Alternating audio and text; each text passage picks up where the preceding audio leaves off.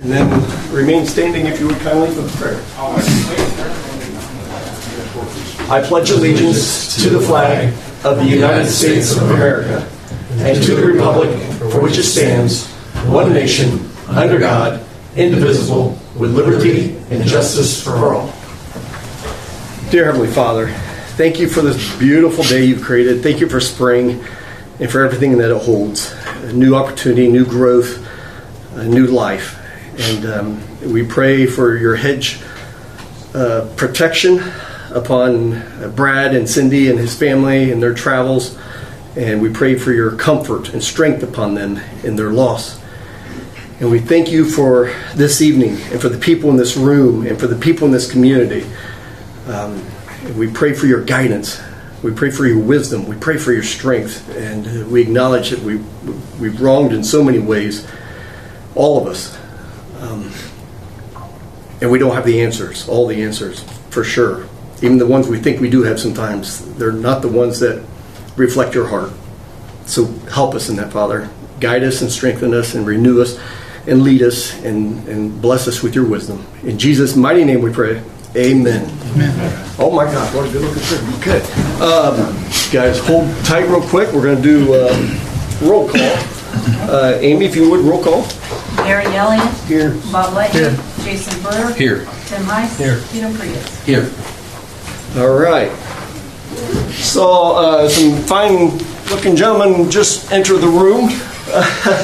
We are privileged to make a little special presentation. I know it's not on the docket, but when they wrapped up their second straight title, state title, at the facility outside of Indianapolis. What is it? The Arena Innovation Mile. Innovation Mile, which if you've not seen it, is just, it's everything you think it would be with the name that it has. It's an amazing facility.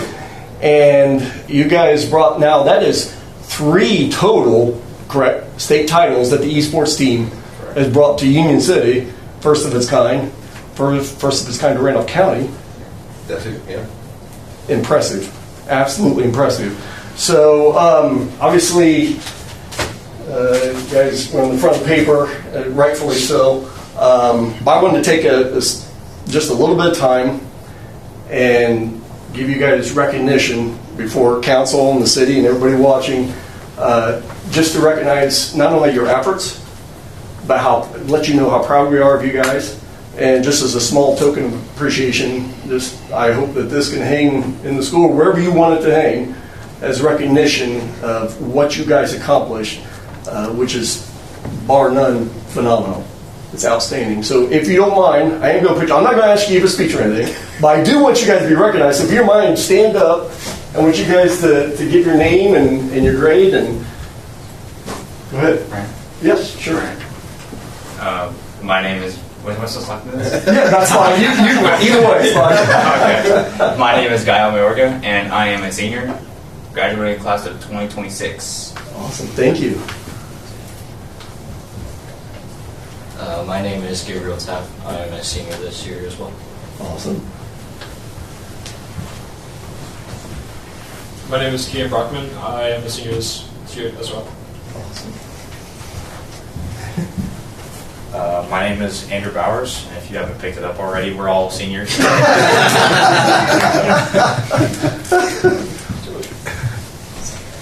I'm Miguel, and I'm a senior. Well, I tell you what, Blake shared some of his trepidation with me about a week or two ago, because he said, man, it's like a basketball. Like when you look at the basketball roster and the team's doing great, you're like, oh boy, there are a lot of seniors. So you think about what's next year going to be like. So, but he was overjoyed with what you guys have accomplished and your efforts. And I also need to recognize coaches. So, Trent, if you don't mind, stand up. And Blake, you guys announce yourselves if you wouldn't mind. Blake Clevenger, I'm the esports director. Getting tight back here. Trent Malloy, I coach Overwatch and just kind of help undersee all that Blake oversees. Awesome. Well, and if I understand correctly, there's also a couple scholarships. Is there a few scholarships represented in this group? Yeah, esports is definitely there's kind of the new thing that a lot of schools are trying to put money towards, and I think there's definitely some opportunities. I think some of the guys are playing for Purdue Fort Wayne, hoping to play for Purdue, and we're hoping to get some money out of that. Right now, it's some of it comes more from the smaller schools, and we are thankful that that when that happens, I know we had a couple of students that worked out for, but so we're hoping that'll come together for some of our grads, but they definitely have some opportunities to play at the collegiate level. Okay. I don't know that funds have been allocated necessarily. Awesome. But okay, but still, that opportunity is potentially big. Well, hey, again, on behalf of the city of Union City, congratulations and hats off.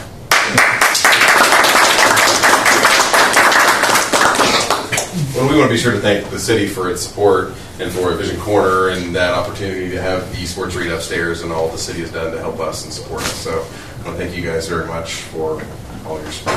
So it's been great.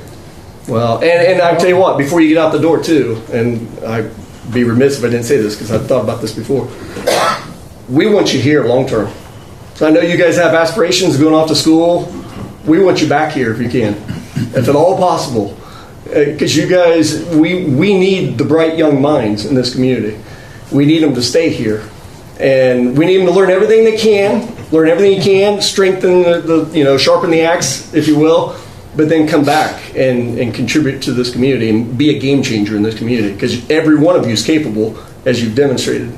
So just know that we're proud of you, and we want you to always be able to call Union City home. So great job, guys.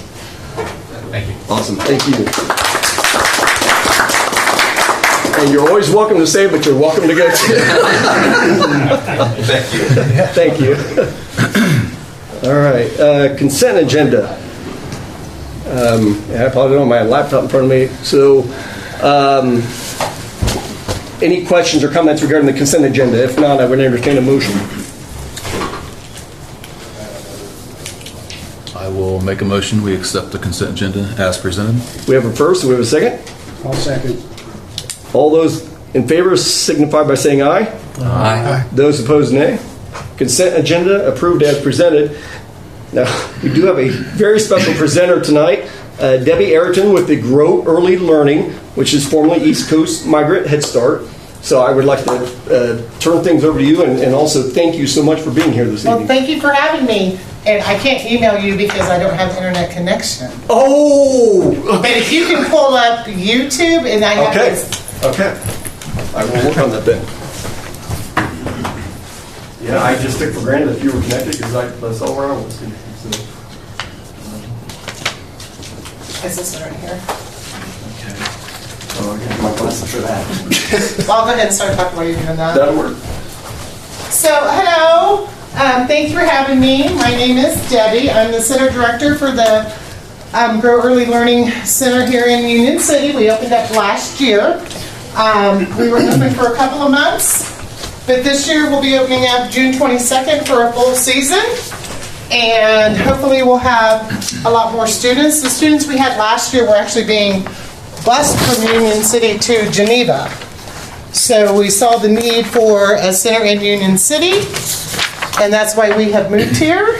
And we will not only serve Randolph County, but we will serve Wayne and Hendry County also. So we were formerly East Coast. Do I have to stand at the podium? No. Okay, thank you. We were formerly East Coast Migrant Head Start, but we're not just on the East Coast anymore. So it came about that we were changing our name. So we are now Grow Early Learning.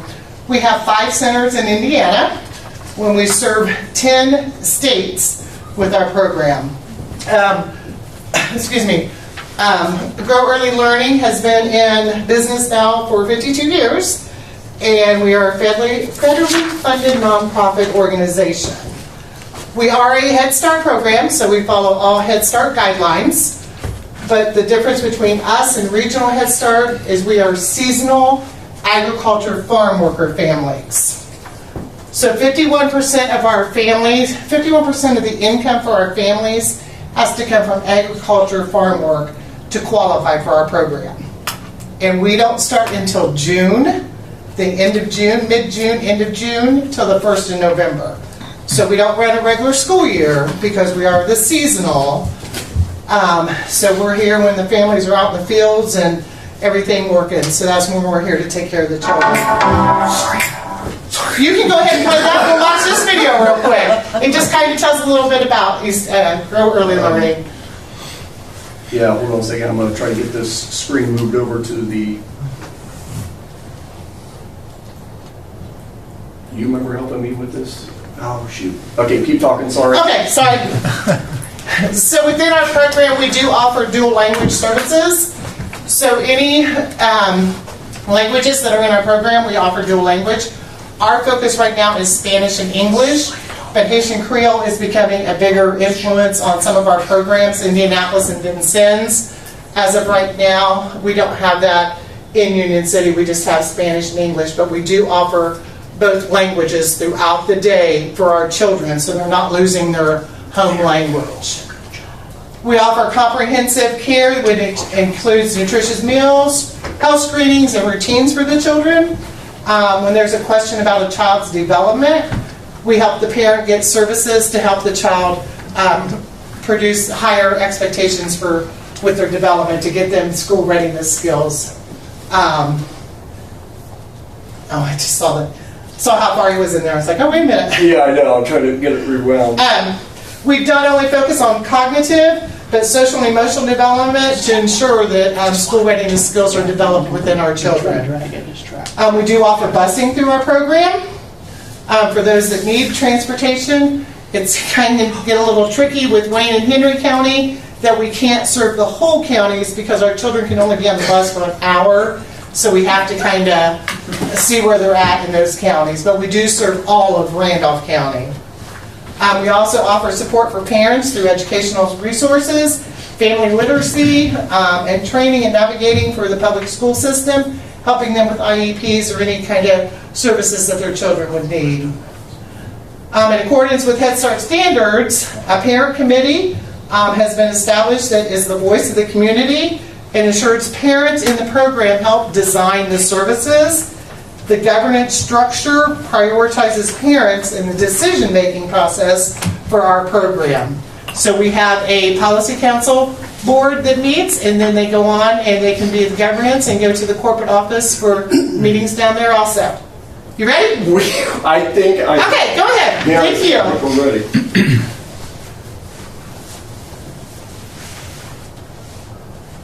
Oh. Okay, just play.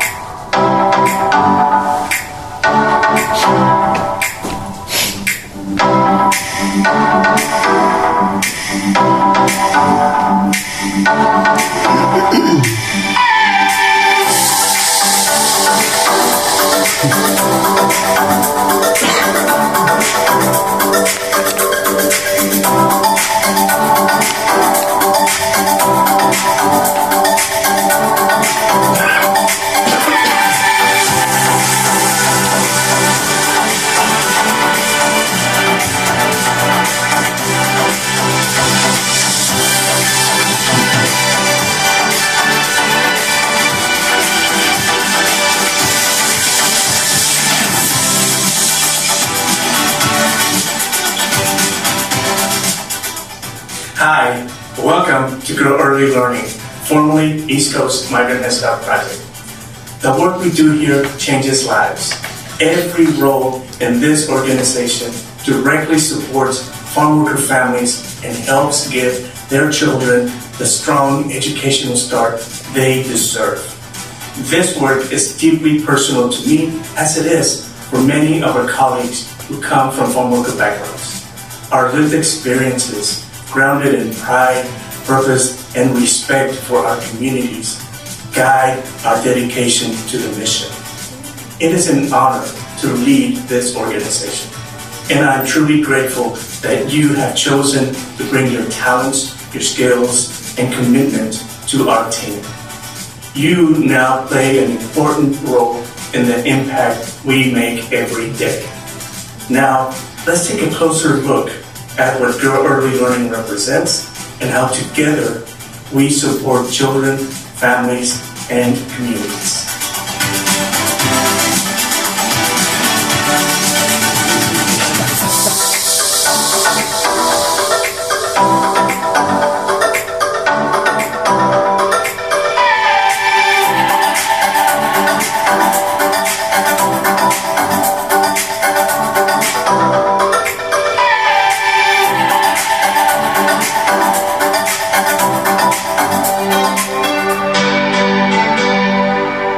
remarkable group of women, known as the Leadership Conference of Women Religious, launched an initiative to provide essential health support to farm worker families on the East Coast, naming this initiative the East Coast Migrant Health Project, led by Sister Geraldine O'Brien. In the 2000s, it expanded significantly under the leadership of Rafael Guerra, John Mendito, and Jose Villa. It also adopted the new name, East Coast Migrant Head Start Project. Dijo, edúcate, pero nunca que se te olvide de dónde viniste y de dónde viniste. Somos migrantes, vamos a ser migrantes por vida y tienes que seguir apoyando los esfuerzos de los migrantes. Digo, pues edúcate, aprende todas las reglas y ayúdale a los migrantes. Y desde entonces es lo que es.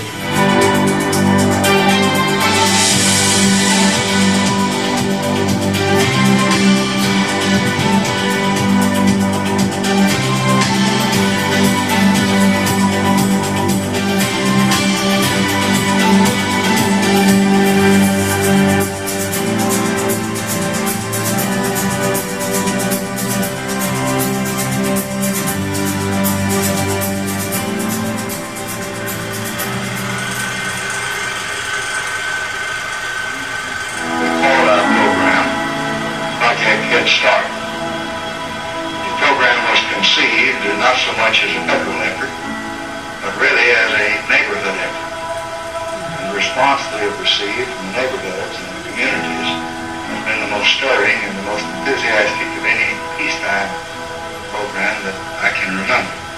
It shows that we are recognizing that poverty perpetuates itself. 5- and 6-year-old children are inheritors of poverty's curse, not its creators. Unless we act, these children will pass it on to the next generation, like the family birthmark. I believe that this is one of the most constructive and one of the most sensible and also one of the most exciting programs that this nation has ever undertaken. From the beginning, Head Start has offered comprehensive services to children and families. These include educational, health, and social service support, all of which ensure children are ready to learn. From the moment families first come to Head Start, we work with them to set family goals and address their most pressing needs. We help them identify their strengths and, most of all, help them find their own voices. Head Start offers a lot of services that foster children's growth and development, such as health screenings, linking families to medical homes and to community services, and providing safe, nurturing, and engaging learning environments. Another part of comprehensive services is supporting social and emotional health. Relationships are the foundation of Head Start and of early learning. Head Start includes a mixture of adult-directed and child-directed learning experiences that can occur inside or outside the classroom or home. Each interaction between the child and the adult is an opportunity to support social and emotional development, communication and language, and thinking skills. Healthy nutrition is another comprehensive service. Mealtimes offer opportunities for social interaction, learning new concepts, and developing fine motor skills. All of these comprehensive services strengthen parents and families so that in turn they can help their child prepare for school, and not just school, but for their whole life.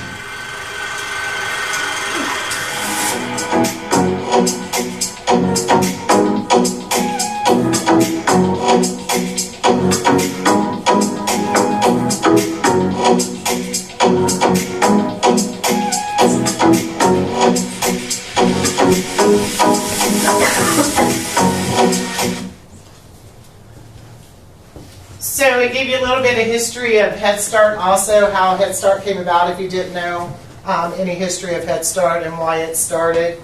And studies do show that children that attend Head Start programs are more likely to graduate, find stable work, and contribute to the economy.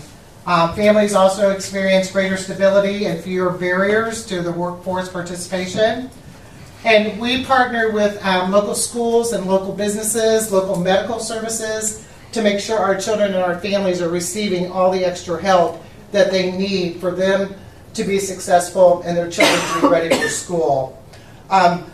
Head Start does prioritize hiring individuals that have early childhood education, social work, and family service experience. But a mandate for us, and the most important thing, is for us to hire current or former parents, Head Start parents. I am one of those. My child was a Head Start parent, and because of Head Start, I am where I am today.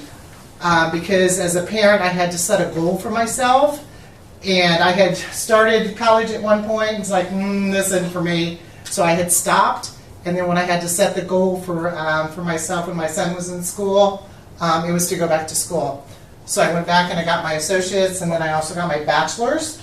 So I started as a Head Start parent, and then went into teaching, and then home visiting, and now I am, and then supervisor of the education, and now I am the center director here in Union City. So I owe a lot to Head Start. I'm very thankful for Head Start. But we want to build stronger families and stronger communities to make it a stronger nation for everyone involved. We love volunteers at our program. We love to go out into the community and attend events that you have going on to spread the word that we are here, and hopefully we are here to stay, and we just keep growing each year. Anybody have any questions for me? No? So of course you do. So for full disclosure, I also work with this organization out of Indianapolis. But so I think people would like to know, how can they enroll their children? So if anybody knows of anyone on the, I did not put it on this flyer. We do have flyers hanging up throughout the communities that have our phone number and our address on them. We are at the 860 West Chestnut with Agape, connected to Agape. Parents or anybody can call. We can do it over the phone. We get their information about children, address, phone number, and where they work. And then we send that on to our corporate office, and then someone from there contacts them to see if they are eligible for the program with the type of work that they do. A lot of our families work in the hatcheries around here. So, but yeah, they can just call us. There's flyers everywhere, or they can stop by. I'm there Monday through Friday normally. There's two of us that are there year-round, so there's always somebody there to help out. Good. Anything else? We welcome anyone that wants to volunteer. We love volunteers within the community too, to come in and just read a story to the children, or just to visit with the children also. So I thank you very much for letting us come, and we look forward to working with all of you. Thank you. Thank you. Thank you. Thank you. Thanks for setting that up. Oh, absolutely.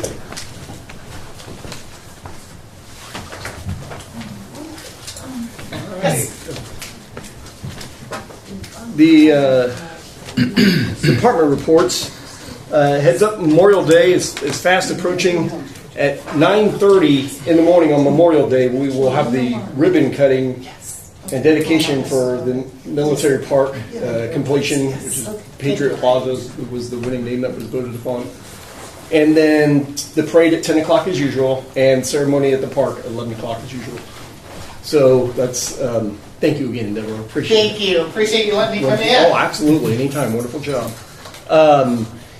And then, of course, before that is the community-wide garage sale, yard sale. So that's always a big event.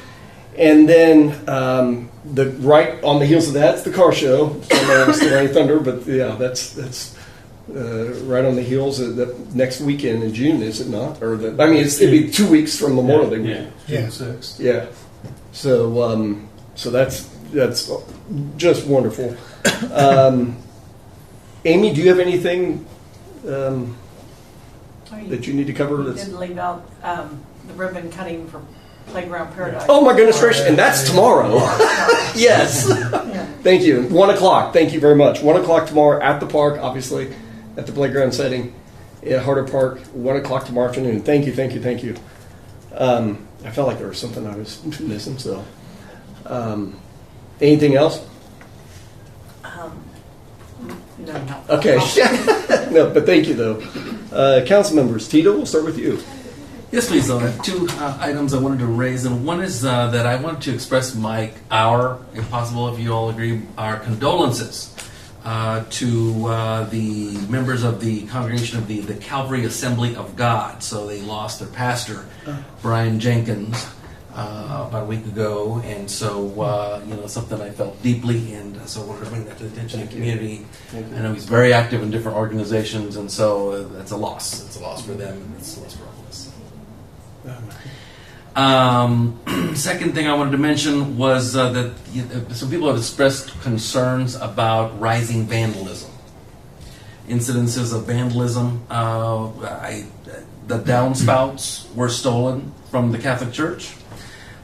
People are reporting that their doors are getting, some people will come up and bang the doors really hard and then, run off kind of thing. One lady told me that she had, had some people looking into her window at her house, and so people are concerned. She was afraid. I asked her if she had reported her incident to the police. She said that she has.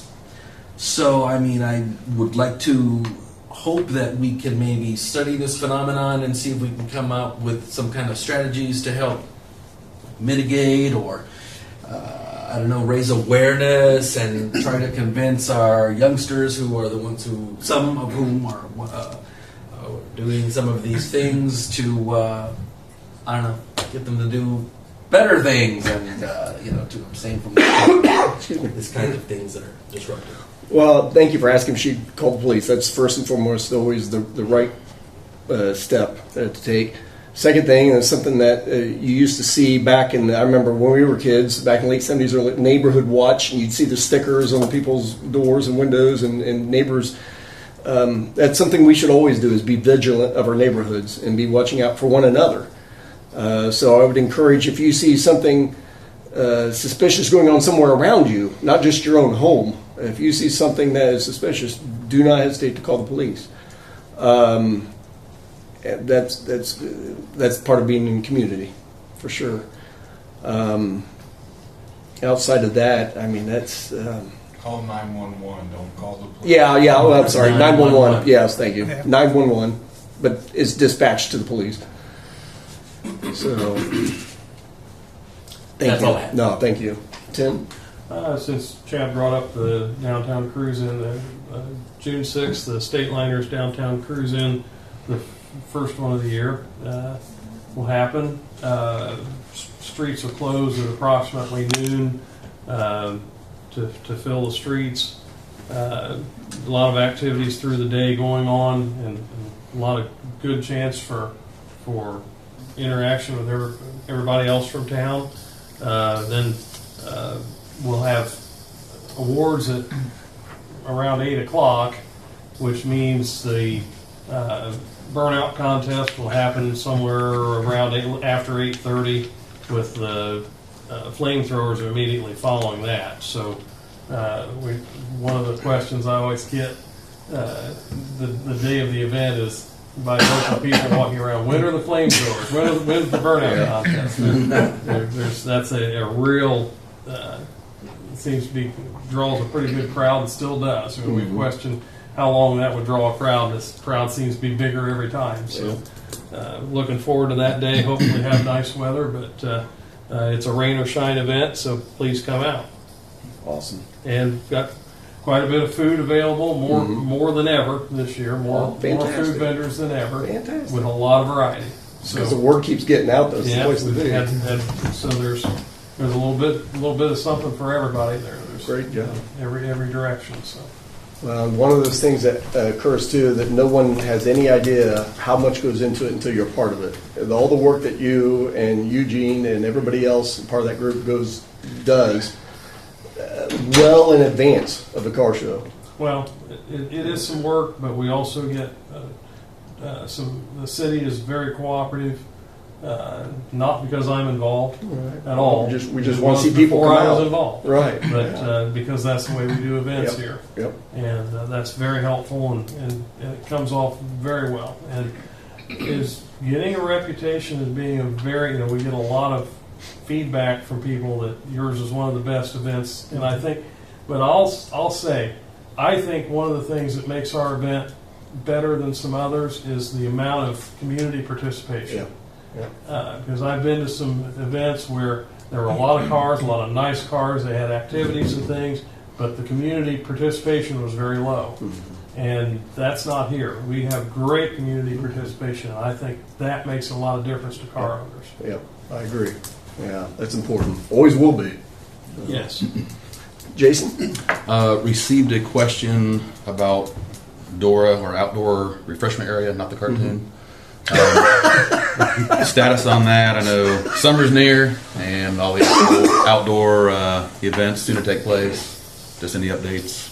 I don't have any updates at all. I've been reaching out for about the last 45 days to the Office for Alcohol Control, and I'm getting no response. I've sent multiple emails and no reply. Okay. I don't know if the personnel have changed, and I don't have the current updated list of who I need to talk to. I called about 2 weeks ago and left a message on the office phone, and no response. Okay. So, working on it, but I don't have it. Everything's been resubmitted. Right. The signs are ready to go up. I just need the permit. So. Okay. Thank you. That's all I have. Bob. Oh, thank you. Bob?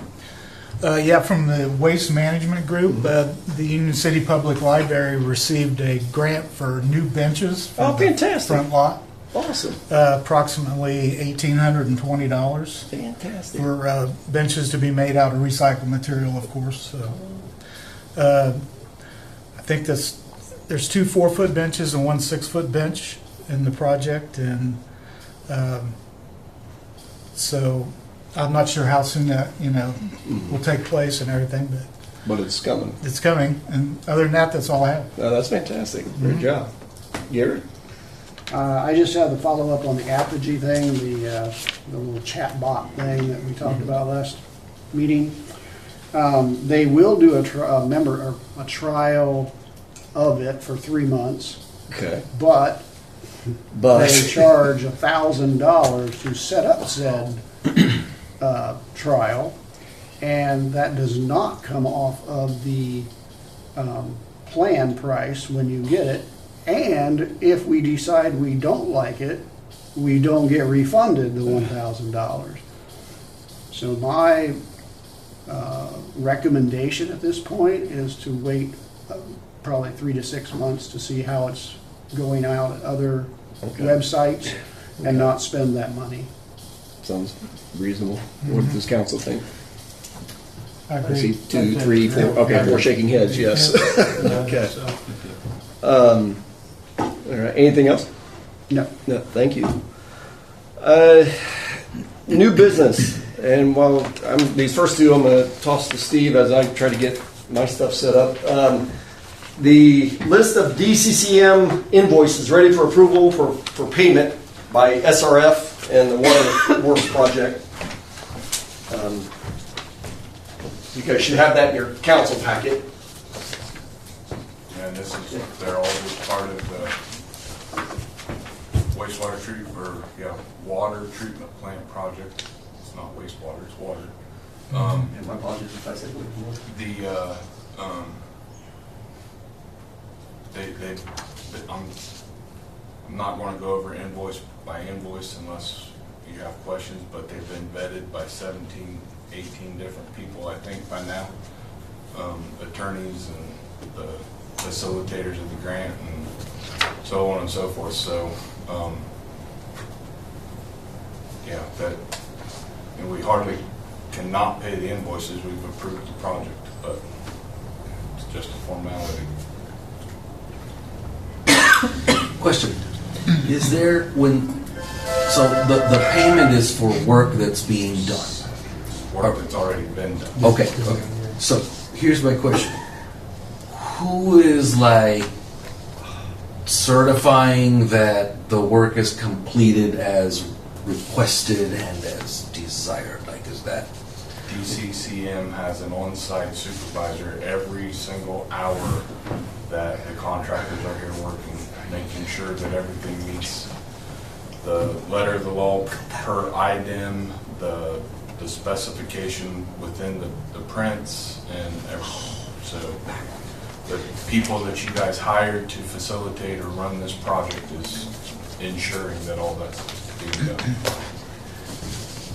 So they're not the same organization, they're not the same company as the one that's actually doing the work. Correct. Okay. They're your engineering firm.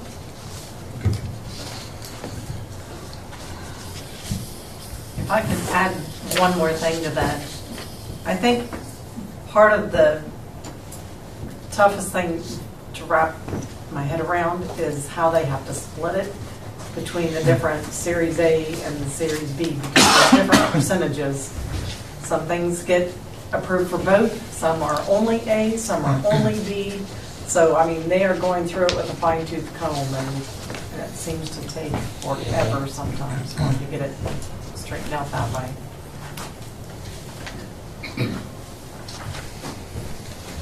Any questions? If not, I would entertain a motion for approval. I move we approve payment to S for the water project as presented. I'll second. We have first and second. Amy, if you would, roll call vote. Gary Elliott? Yes. Bob Leahy? Yes. Jason Brewer? Yes. Tim Heiss? Yes. Tito Frias? Yes. And the second one is the water project appraisals and consulting invoices are under a separate review process for SRF. Right, it's the same thing. It's just the normal appraisals for the right-of-ways and the easements and all that stuff, plus the obviously DCCM invoices, the engineering firm that we have to continue to pay as this project evolves. Once again, any questions? Okay. If not, I would entertain a motion for approval. I'll move we approve the payment for the water projects, appraisals and consulting invoices. We have a first, we have a second. I'll second. Once again, Amy, if you would, roll call vote. Gary Elliott? Yes. Bob Leahy? Yes. Jason Brewer? Yes. Tim Heiss? Yes. Tito Frias? Yes. All right. God willing, we're going to try this one.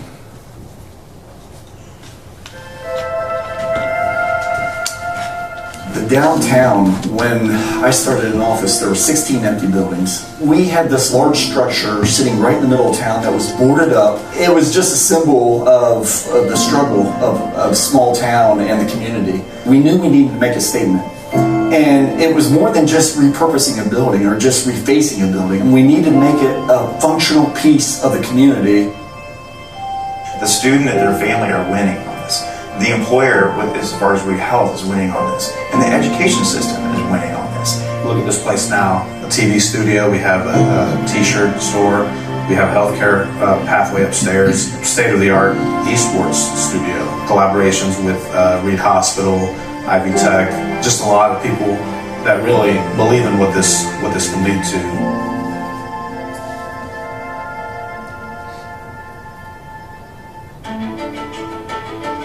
As the construction process kind of moved through, the whole thing was very fluid. Rooms were changing around, walls were moving at even later points, and we rearranged the studio we're in right now and flipped it, trying to meet the different needs that arose that Vision Corner needed to step into and satisfy. We had quite an obstacle facing us with the downtown. We had, again, 16 empty structures.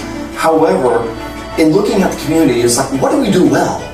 Every community does something really well. Every person does something really well, whether they are able to acknowledge it or not. We saw it at that time as being an opportunity to provide additional options and instruction in IT to our students. That summer, that first summer, we brought on 2 interns. I worked with them, kind of oversaw what they were doing. We kind of put a blueprint out on the table. You try to anticipate the best of your ability what that space would need. I mean, there's standards for how many outlets need to be in the wall and how often they need to be future-proof to the best of our ability. They ran the first floor cabling that summer. This was an opportunity to be in Vision Corner to bring the kids downtown, put them on center stage, and engage them with greater responsibilities and a broader vision of what redeveloping a community could look like. Through this pathway, I've just been able to impact students in so many other ways. I came in saying, let's start fresh. I'm not going to worry about what we've always done. I want to kind of give the students an opportunity to study and look toward the future, because as we know, we're not growing up in 2000 anymore. By the time these students are out there looking for jobs, there's going to be jobs that don't even exist yet. What we were looking to do is have the kids not only be able to do their projects down here in a downtown setting for K.I.S.S Communications, but we also wanted to give an opportunity for them to collaborate with Ball State. We want them to see what the next level looks like. So the kids are not just a part of redevelopment of the community, but they're also being tasked with the mission, if you will, of advancing themselves, developing themselves, and looking at what that next step looks like. Initially, it started with one camera that was donated to the school, primarily to capture the high school basketball games. While we still do live production, it's expanded now. All the technology here is new to the building, new to the program. We have a wonderful school, and there are two wonderful programs in the school, in K.I.S.S Communications and Apache.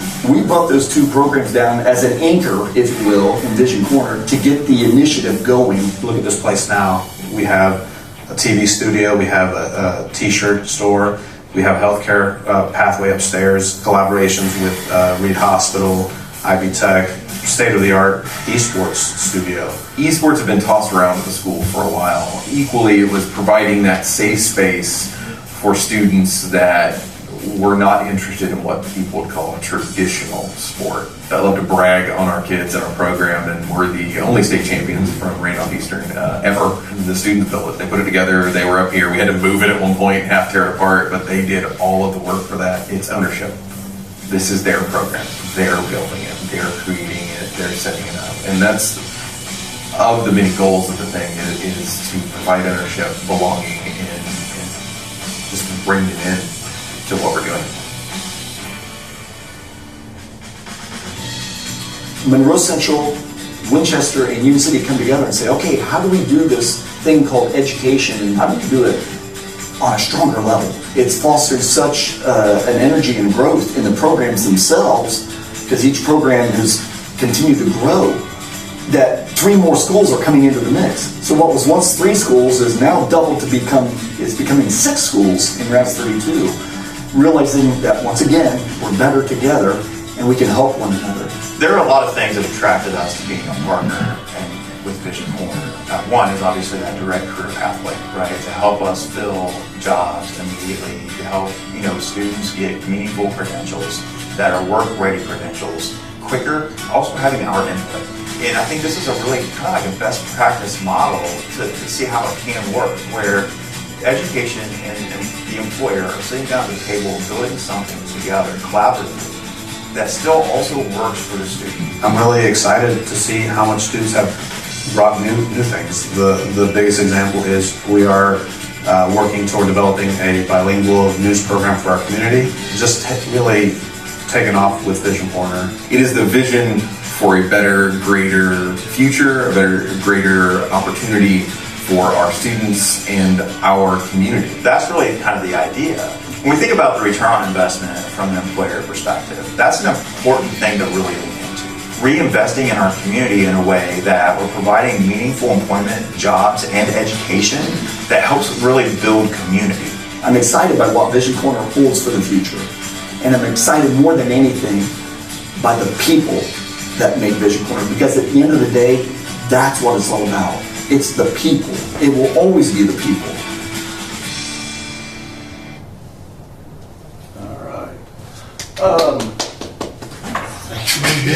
Hats off to K.I.S.S students and also to Troy Poling, K.I.S.S alum, for putting that together. That was just an intro. We had recently what's called Vision in Action Day. It's the third one they've had so far. And this took place last Wednesday. I think it was. My weeks and days are all upside down right now, but it's recent. And we had people from all over coming in. And what they do is, I mean, it's cool because people from, when I say all over, I'm parked in the back. I park in the back of the parking lot at the school. That's where it started. And we had half the session there, and then everybody migrated over to Vision Corner. And two ladies get out of their vehicle, park near me, and we're walking toward the school, and I get a gist that, you know, they're obviously not students. I didn't recognize them as faculty. I said, oh, okay, are you guys heading to the event? And they said, yeah. And I said, where are you guys from? They said, we're from Harvard. I said, the school? You know, because I thought maybe it was Harvard, Indiana, or Harvard, Ohio, or something. They said, yes. And, of course, we went on and on. I said, my daughter has adored your school since she was a little kid. I said, we got to take a tour of it. So it was just amazing. But this initiative has grown legs and gotten a lot of traction because of its unique style. But it's also, when I say unique, we didn't go into this blindly. Before Vision Corner was finished, 17 of us got on a bus, went to the airport, flew down to Texas, and then got on a bus and went to Corpus Christi and saw what they do down there. And it's 4 school districts that very similar socioeconomic status, very a lot of struggle, and they realized they were dying on the vine. And it was a very similar scenario in terms of the thought mentality down there, because they all hated each other. Not that we all hate each other in Randolph County, but we all not gotten along as well as we could have either. And they said, Friday nights we just despised each other, but then we learned we had to get along and rethink this thing called education, because we're all dying on the vine. And so what they did is they developed a network. The 4 schools come together, 45 minutes apart, mind you. Marinate in that for a second, compared to Randolph County. And they each specialized in something: welding, medical pathways, IT, cybersecurity, all these different pathways they had. They had, I think, 5 or 6 of them. And the kids, they exchanged kids. And it continues to grow. And now it has state funding from Texas. And it's become a model. And we knew on coming back, because on that trip was myself and folks from Reed Health, and folks from Ivy Tech, and folks from Winchester, and Union City, and Monroe Central, and Power Schools. And there was, like I said, 17 of us. We all knew, as unanimous, we knew, okay, we can do this. We have to find a way to do this. Because there's another part of this, too, that caught my attention. Because I've lived here all my life. I think there's only a select number of folks in this room that have literally lived here all their life. Well, actually, since they select. I know you've not been here all your life. You've not been here all your life. Yeah, you actually left, didn't you? Or you've been here all your life? Yeah. Okay, cool. I was 24 when I moved here. Oh, okay, you're 24 when you moved here, okay. Mm-hmm. So, well, anybody's been here since day one, since you could see, and knew what was around you. It's been a struggle, and we have ridden this manufacturing tide. Because, I can remember sitting at the dinner table, and it's like, body company is laying off. It's like, and body company's got a new order, and it's like we would up and down with these waves.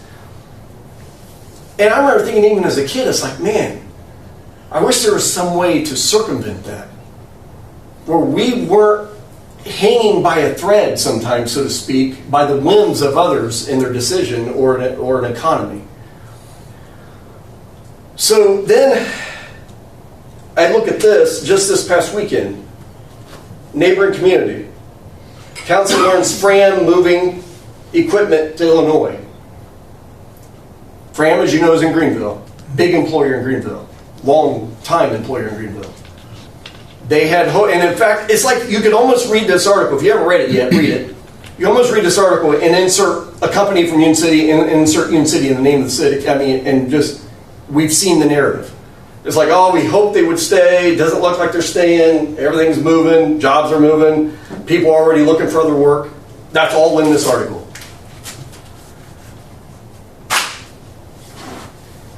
So, okay, what do we do? Do we keep repeating this for what I've lived now 53 years in this city? Or do we think differently? And it's okay, how do we think differently? The one thing that's always going to be constant, as I said in there too, in this town, are people. Economies will come and go. Industries will come and go. Businesses come and go. But it'll always be comprised of people. So how do we build ourselves up? How do we strengthen ourselves? How do we pull ourselves up by our own bootstraps and make ourselves stronger? We've got to invest in ourselves. Because if we don't invest in ourselves, why in God's name should we expect somebody else to come in here and invest in Union City if we're not willing to invest in ourselves? So how do we make ourselves stronger? So that's the thing that has perplexed me, and that was one of the reasons why, and I'm going to need your help here, Gary, to help me navigate this. I need to get this PowerPoint pulled up. Go to your bottom right. Bottom right? Oh, down here? Yeah, and get rid of YouTube or your video thing. Oh, okay, gotcha. Bottom right of this screen up here. Bottom right of this screen. Okay, hit exceed. Yeah. Now drag your PowerPoint over to the right. Grab the top of it. There we go. This is what throws me off, because it goes right. I want to go left. Yeah. There we go. No maximum. There we go. There we go. Sorry for the pain in the butt. Pause. Where I want to start the show. Where's that button at? Start show. Should have a minute. Look under slideshow. Okay, where's slideshow? Oh, okay, I see it. I'm surprised it's not on view. Yes. Okay, there we go, from beginning. Bingo. Okay, good. Holy smokes.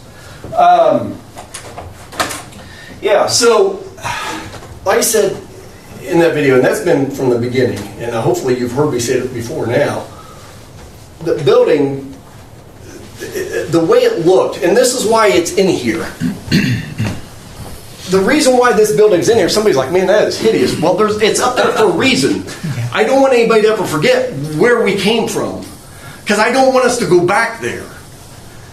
And that's just one. I'm not under some delusion or illusion or suffering from delusions of grandeur, thinking that, oh, we've nailed it, we're done. No, we've got a long way to go. That's just one step. But we knew we had to make it purposeful. And so this was just the first slide. This was the opening that everybody got to see. But you see what is coming together in this. This is RAS 32, of course, Vision Corner, Empower Schools. That was the sponsor they got for the event. What's cool, though, when you do something that's not focused on yourself and you do it to help others, it's amazing all the things that trickle down from that, or the unexpected benefits, if you will, that come from that. Because like I said, the two people from Harvard, there were people from Illinois, there were people from Kansas, there were people from Michigan, there were people from Missouri coming into Union City to learn about this. They ate here. They spent the night at the hotel in Randolph County in Winchester. They bought some other stuff. These people had no other reason to come here. And they're here because of this. But when we went through, that's what I talked to you about with the article. This is something Neil shared with me that is something that should grab our attention. We're a rural school, yes. Okay, so by definition, we're not as strong and big as the others in the world, the Carmels of the world, but we've got other attributes that we need to make do with. But only 49%, though, believe they can find a good job here. And that should be heartbreaking. It means 1 out of every 2 kids you just saw in the room, they don't believe there's any chance they could stay here. we've got to do something about that. You know, they call it the brain drain. Kids that graduate and they leave and they don't come back. That siphoning noise is something we've got to find out how to cap. Everybody in the world's looking for a big factory. Don't don't deceive yourself thinking that, oh, we're special. Why don't we have a factory? We should have a factory. Everybody wants a factory in the world. It's a global marketplace. You're not the only ones fighting for a workhorse. You're not the only ones fighting for a carton of ethanol. And so, if that's the case, what do we do at least about the resources we already have? Our own. Well, what is in Vision Corner, if you didn't pull it from the video, the first floor is not only the studio and Apache, we also have Banker's Life in the back. This is another one of those unexpected benefits. I get a call from Paul Faddis. He says, hey, I've got a company looking to come in to this area, and they view Union City geographically as an ideal spot because they want to penetrate Ohio. And it's Banker's Life. And want to know if you got any spots available. And I was thinking to myself, okay, well, give me a moment. And I no more than put the phone down. I picked it back up and I said, hey, I said, I'd love for them to see Vision Corner, because we had a spare classroom in Vision Corner, but wasn't utilized nearly to the capacity that we wanted it. Because from another thing I've said again and again, I'll continue to say it, every square foot downtown should serve purpose. Every square foot, actually every square foot in the community should serve purpose. But for sure downtown, because that's the heart of the community. So he brought them over. We gave them the grand tour of Vision Corner. They said, not only do we want to be in Union City for sure now, we want to be here. And so they are at least paying occupant of Vision Corner in that back room between the boardroom and my office. And then upstairs is the medical pathways and esports. Every square foot in that building is spoken for now.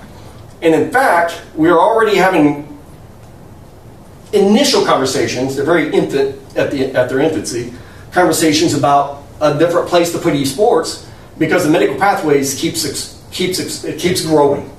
It is quadrupled in size now, and they're expecting upwards of 42 students this coming season. And that's students from coming from all over the county, mind you, coming to Union City. And so the program's growing, and they're looking at beyond medical system. They're looking at radiology. They're looking at blood work, phlebotomy. Thank you. Looking at phlebotomy. So they're expanding their offerings because we have needs to meet. The other cool thing is they're getting interns placed while they're still in school with Wayne Health, with Reed Health. I coordinated a meeting with the head of American Health Network in Muncie, and she came over here and took a tour, and they're going to start an internship as well. So we've got this hotbed of areas that our students can go into. And people might be saying, well, that's nice, that's great for the students. What about the adults? Now we're looking at the adult offering. And Brittany, the instructor for the students for the high school level, is now looking at the adult classes that we can start, which we've wanted to do from the get-go. Yes. And so, and that's in conjunction also with Shelley Wombo at the school, who in conjunction with Trenton, who was here too, they are working on offering 2, possibly 3 adult courses in the fall for people who want to get college credits, and they can do it right here in town without having to leave. And so the onus is on us to try to push this ball down the field to not only help our students, but help our adults. So with that in mind, this is the collaboration, as you heard about, and making up RAS 32. And Vision Corner, mind you, these are the 6 schools now that are the founding ones, what they call it, and then the new districts coming into the mix. And then these are your offerings, your pathways, that kids throughout the entire RAS 32 can take part in. And there's the one that's coming. And then we're looking at another one, and I'll go ahead and get to that screen so you don't have to listen to me that one.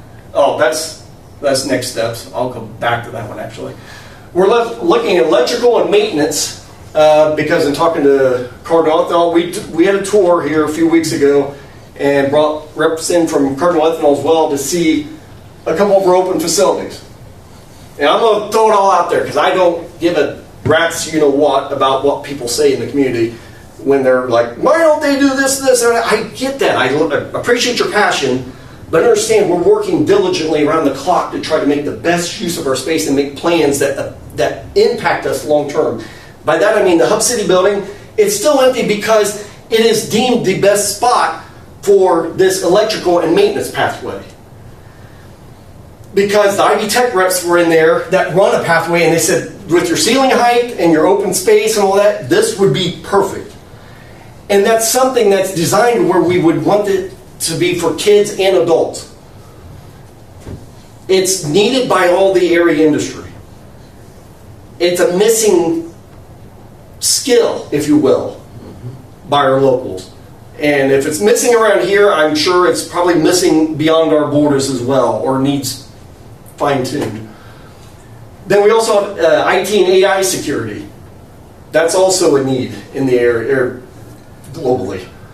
And then we also want to do entrepreneurship labs and development space for that. Because again, going back to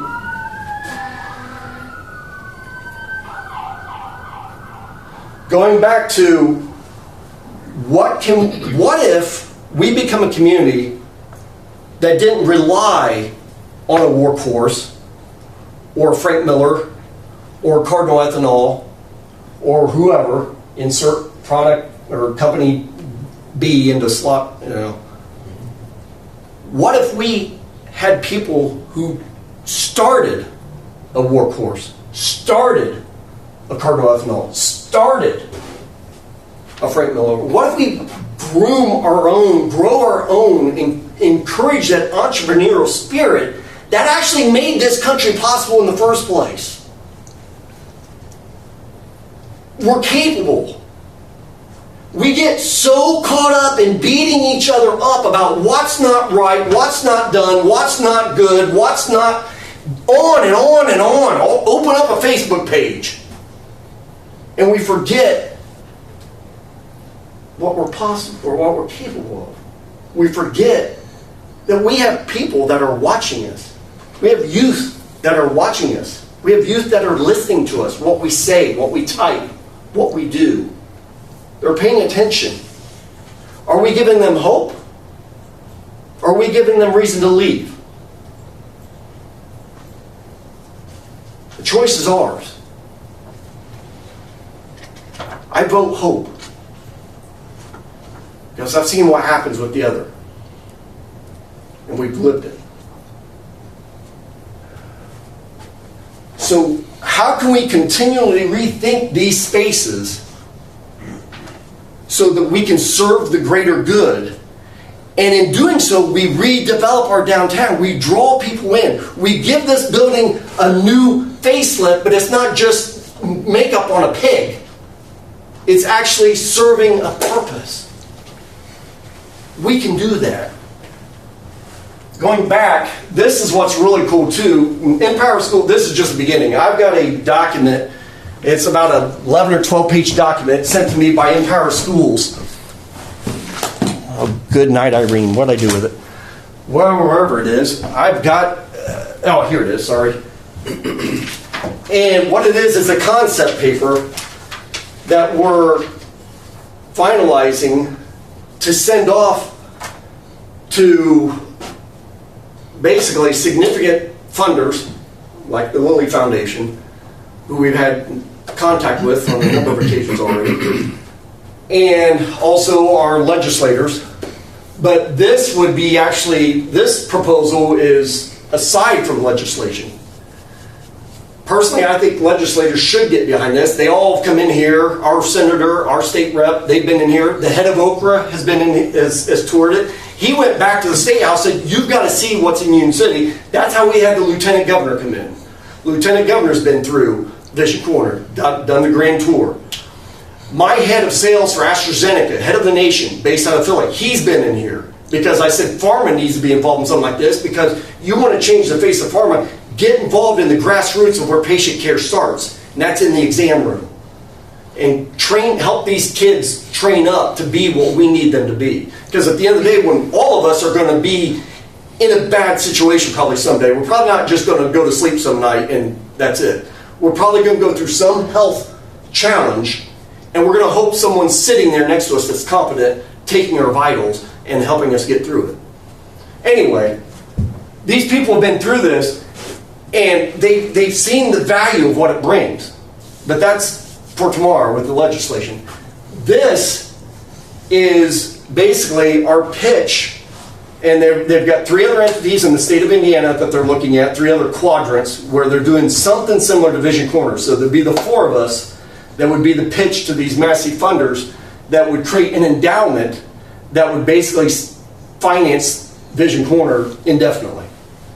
Right now, we're surviving on lease payment from Bankers Life, lease payment from the school, and funding or all the equipment and for the medical pathways provided by like Reed Health and Ivy Tech, and then the city taking care of the utilities because we still own the building. My goal is I don't ever want the city to not be supportive of it, but I don't want the city to own the building long term. I want Vision Corner to be its own entity because I don't want some jackwagon in this role someday who says, we're not doing education anymore. We don't need to learn from anybody. Not that we would have somebody that talks like that. I'm just saying I want to be independent of any political regime. And because Vision Corner, its board is comprised of people from Ivy Tech and from the schools and from Reed Health, and it's got all these partners that come together that see the value in growing people, in building up people, strengthening people, making them the productive individuals they were created to be so they can have a better tomorrow. That's the goal. So with that being said, that's what we're in the process of, which is a huge step. And it allows all that to be slam dunk. Because the beauty of it is, we're demonstrating what's possible. The programs are growing. You had a 2-time esports champion in here. I don't care what you think about esports. That means the world to them. And I tell you what, if you ever try to play those things, that's not easy. Those kids are talented. And the military, I don't know if you know, the military is looking at gamers. Gamers, there's many of them, they're going to do quite well for themselves in life. And some of them might actually be saving your life someday because they know how to manipulate a system. So that's growing. We have a medical pathways that's quadrupled in size. Talk to Becky. Their sales have increased since they've been downtown. They have more people that know about them than ever before. That's done its job. It's become a functioning part of the community. So the possibilities are there if we're willing to think differently. I hope this helps shed some light on what we've done, where we're at, and where we're hoping to go. And if anybody ever wants to take a tour of Vision Corner, let me know. The doors are open. We'd love to have you in there. Because, I mean, it's a great facility. It's something you all should be proud of. You guys helped make this possible. This wouldn't be possible without you guys. It wouldn't be possible without taxpayers. It wouldn't be possible without the county. The county the county was the first one that stepped into this. The county, as much rancor as we've had back and forth through the years, they were the first ones to get inside the ring and said, we're in. And they gave $250,000. That's a chunk of change from the county to Union City. And they saw the value in this. Cardinal Alcohol gave $100,000 to this. They saw the value in it. And we're not even, that was just on good faith. Because we don't have a program yet that directly feeds them. We're working on it. So anyway, I went on long enough. I thank you guys for your time. So I hope you know I'm passionate about this. Hope you can see that. And I hope you know that the decision you guys make, it matters. It really does. So thank you. Thank you. All right. Thank you, Chad. Thank you. All right. I don't have my agenda with me. I think that's it on the new business, isn't it? Were you going to touch base on that? I thought he was. Thought I am? On what? On the, sorry, my voice is going. Sorry. On the military plaza, the one invoice. Oh, yeah. Need to get the, Was that not in the claims? It was added today. Okay. You're lose good. my voice here. So, is it not? It is in their claims, or it's not? It is not in the claims, no. Okay. Because that has to have the council approval to be able to pull it from there. Okay. The ADC's invoice for the completion of the military park. Yes. The proposal was to pull the remaining needed for rainy day. Did I suggest that to you, or did I suggest Not riverboat? rainy day, no. Riverboat. Riverboat. So the proposal was to cut. Did they have the invoice or the figure in front of them? They had it a couple meetings No. back. That Oh, they- was the one. That's the. That was the one that I gave you the copy a couple times back. Slept since then.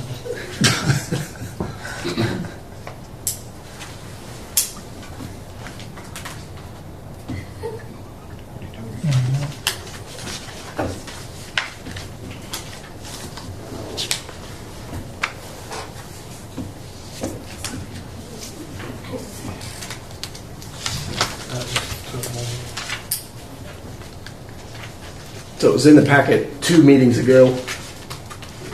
And we have that money in the Riverboat Fund? Yes, yes. So the ask would be to pull from that to pay for the remaining for the completion of ADCs. Yeah. But, yeah, okay. So it's not the entirety of this, but the... Correct. Okay, I didn't know what the... Well, there's was there 9,000 left in the? Not at this point. Not at this point. So that's been utilized. Okay.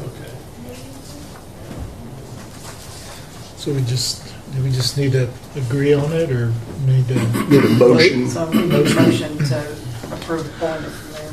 Okay, let's see. I move that we pay the remaining ADC bill from the rainy day fund. Riverboat fund. I mean, Yeah, that's my fault. Sorry. Yeah. Riverboat. Do we have a first or a second? I'll second. Amy, if you would, roll call. Gary Elliott? Yes. Bob Leahy? Yes. Jason Brewer? Yes. Tim Heiss? Yes. Tito Frias? Yes. Is there anything else? I think that was it. I think that's it. Okay. I did have Yeah, one sure. question. Please. So I was watching the meeting from last time, and I noted it was interesting to hear the presentation about the cat drop off and so did we not? I don't think we actually got to consider, or no one moved. Maybe you didn't want to fund some of these. I know you. I personally, but does the city want to? I don't know, sponsor. I don't know, a number of cats or something, because that was like one of her thing. And just to add that she was suggesting that we're the Indiana side, and we would fund Indiana side cats, but there's Ohio side cats. Maybe we could reach out to them too. So. That's up to you guys. I was going to see how because our pledge was the use of the facility. Obviously, no charge on that. We waived the charge on the facility, and then see how they do in their fundraising. Because I know they were downtown this past Saturday. Okay. And raising. So in fact, She shared some things on my Facebook page, councilman page. And she shared with me she's already gotten some matches for me. Well, I pledged to her. She's gotten matches for that. So that's encouraging. So I if we want to get into, because it's in late June, isn't it? Yes. June 30th. Okay, that's what I thought. Yeah, so if we want to get into the first council meeting in June, kind of see where they're at, maybe, and Yeah. does that sound fair? I don't mind. I don't have a problem with providing a little assistance help. Yeah. Cool. So if you got a stray cat, reach out to someone, because we can get him or her. I don't know if they neuter, right? But they definitely can spay. So very, very good. Well, do we have any visitors listening to address council? All right, next council meeting. Amy, or no, it's not fair to give it. Would one of you council members like to share the next council meeting date and time? Because I don't have the in front of me. June 8th. June 8th is the next meeting Okay. date for Board of Works and City Council. Very good. All It's right. Memorial Day. The next scheduled one would be Memorial Day. Correct. Monday. The next would be Memorial Day. Yeah. So, and you do have redevelopment scheduled for Wednesday, May 30th. Yes. I assume. May 30th? May Yeah. 20th. May 20th. Yeah, I was gonna say. Not reading the paper right. I was like, that's a new one. May 20th. Gotcha. Thank you. And, Thank you. Okay. Well, I would hereby entertain a motion for adjournment. So moved. We have first. We have a second. Second. All those in favor signify by saying aye. Aye. Those opposed, nay.